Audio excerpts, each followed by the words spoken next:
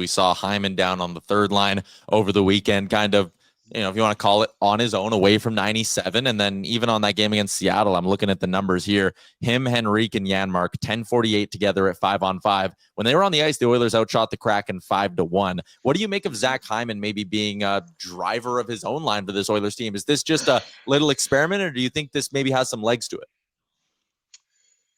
A little bit of both, I think. I think it's an experiment. I think it's also for Connor Brown. I think it's a reward. He's played pretty darn well. And I think he had a real tough season last year. Candidly talked to him. I know we talked a little bit about it last time we talked. It was difficult for him to come into camp and see himself just slowly go down the lineup and eventually be out of the lineup in the press box. That knee injury really set him back. It took him some time to kind of feel good. He feels great right now. That's a good thing. So there's another option you can throw up on the top line, second line. Still love him on the third line with Henrique and Janmark too. I think you're seeing some real movement here, trying to find some different balances and some different situations where you want to reward guys that are playing well. Skinner going up to the third line is one of them. Brown going up to the top line. But also, you're trying to spread out the depth and spread out the wealth amongst the four lines. And it's a problem Edmonton's had for years. They've really had this problem for years. They've been a top-heavy team.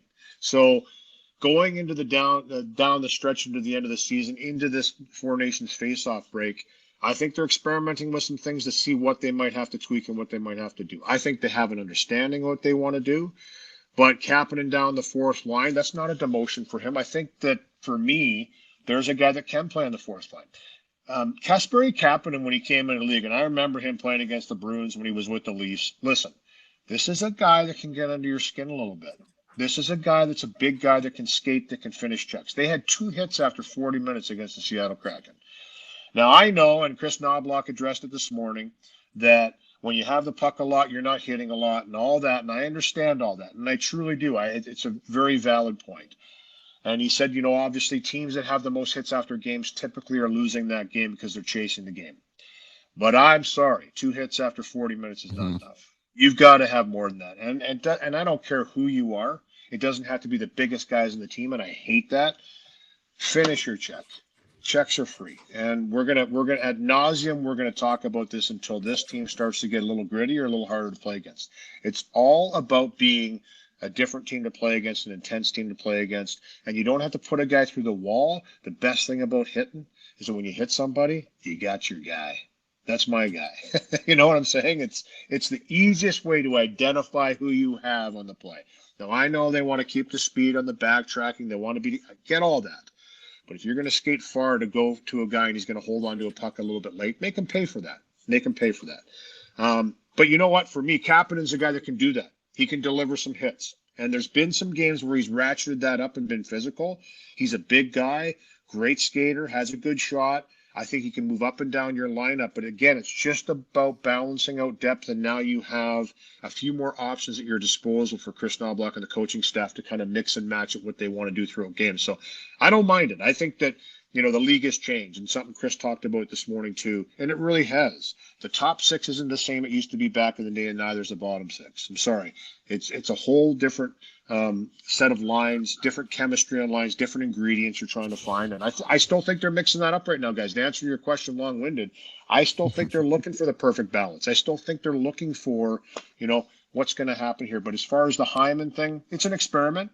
It's a reward for Brown, but also, like you said, they create. I think Adam Henrique right now, as much as the puck isn't going in for him and he's not getting the positive bounces offensively, I really like his game.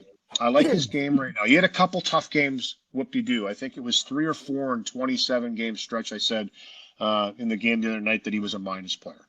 That's pretty darn good.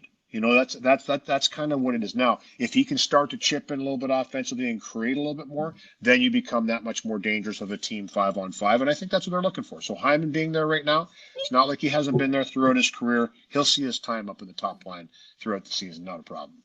Oh, yeah, full confidence. He'll be back up there at some point. The other thing I kind of like about it is, again, yes, you reward Connor Brown. I think that's great for even just the vibe and the mood in the room.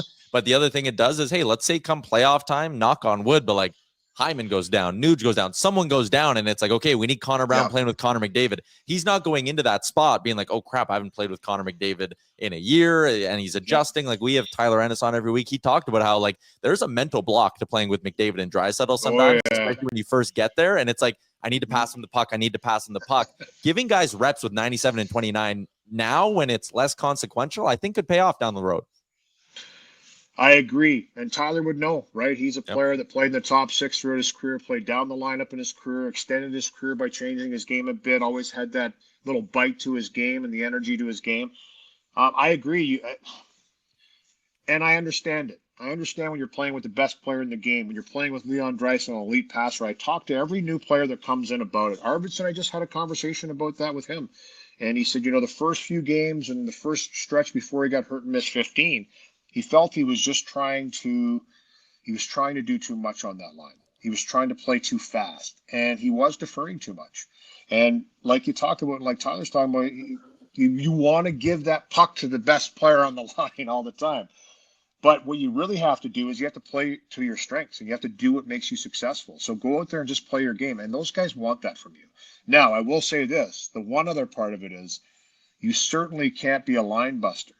The play can't die on your stick when you're playing with those guys. And that's why Pod Colton is so favored as far as playing with Leon Draisaitl right now. He keeps plays alive. The puck doesn't die on his stick. If you're continually turning the puck over and continually taking, say, low percentage shots where the puck is essentially a turnover, that's not going to fare well when you're playing with elite players. I know this from being in a dressing room. I didn't play with a whole ton of elite players that often. But when I heard the conversations, those guys want to make plays. They want to keep the pressure on. When they have the puck on their stick, they don't want to give it back. They don't want to give it back to the opposition. That is what they're known for. They're known for making plays, skating with the puck, keep it alive, look for the high-quality chances. And probably why analysts like myself sometimes say, why isn't Connor McDavid taking that shot? Why isn't he taking that shot when he walks off the wall? He's got a great shot. He scored 64 goals. But for him, through his processor, he's seeing a whole lot of other things that he's hoping to develop on that play, and sometimes double clutches with that shot because he's waiting for that one. If it opens up, he knows it's a really high-quality chance. So you have to take the good and the bad in that situation. But if you're trying to play on that line, and it's good that Chris Knoblauch has been giving some different players some time on those lines, and they have throughout the season and throughout the years, you never know what's going to stick. Brown's going to get another look here, which is good for him. I think he's done good things on the line. He's producing offensively, had an assist the other night. But I think, again, he's still trying to figure out where he needs to go to be the most. Zach Hyman figured that out. 54 goals last year. It took him time. Every year he progressed and learned a little bit more on what he needed to do. Yes, I understand he scored power play goals, but he scored a ton of 5-on-5 goals too. And that's really important. What's up, Nation citizens? If you like that video, then you need to be subscribed to the Oilers Nation YouTube. Podcasts, live shows, exclusive interviews, and analysis. Everything you need from your favorite voices at Oilers Nation. And you don't want to miss any of it, so hammer that subscribe button.